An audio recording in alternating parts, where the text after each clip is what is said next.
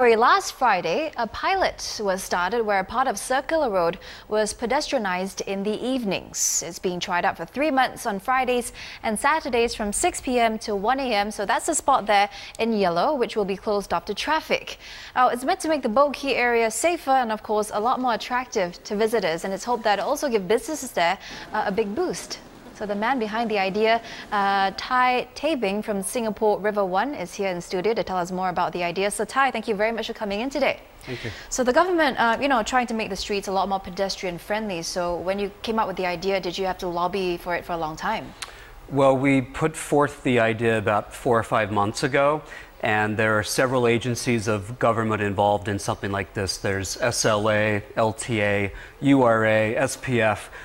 So we consulted with the community, had a number of community meetings, and really put forth our plan and had a lot of back and forth negotiations, and started last Friday, and we'll be doing this for the next 3 months. All right, so the response, I'd imagine, from the restaurants and businesses has been positive, because this is probably what they want.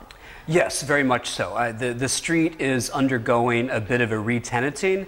There's a master developer who's come in and is revamping a lot of the retail spaces. So we feel that this is an opportunity to shine the light on all of the changes and new businesses in the area. So we'll be looking forward to doing that through the end of January. So you're looking forward to a lot more footfall. What's your projection about how business is going to improve? Well, this is really a worldwide trend. Many other cities around the world, New York has been at the forefront of this, have been experimenting with turning streets into pedestrian playgrounds for some time. I was just recently in New York. I'm from the U.S. Broadway in Times Square is now an area where people walk on the street, and they've really sort of repositioned the area. So we're hoping to do something similar along those lines. Worldwide, sales go up about 15 to 20%, where a successful pedestrianization project is completed.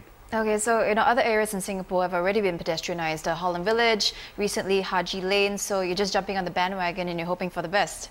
Well, it's really a best practice in this city and others, and we're seeing that people are sort of rethinking what streets are all about. It's not just about vehicles and cars, but also about quality of life and attracting footfall to an area and creating a new destination.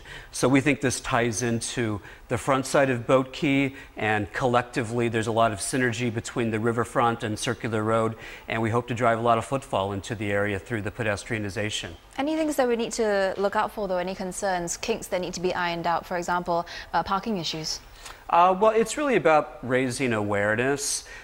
We are trying to send information out to those who park in the area, but fortunately there are a lot of parking spaces in the immediate area. We're right next to the Central Business District, so there are plenty of parking spaces. It's really about raising awareness and educating people that there's going to be a slight inconvenience on Fridays and Saturdays for the next few months. Okay, and security concerns, how are you going to address that? Well, the reality is that streets are safer when they're pedestrianized.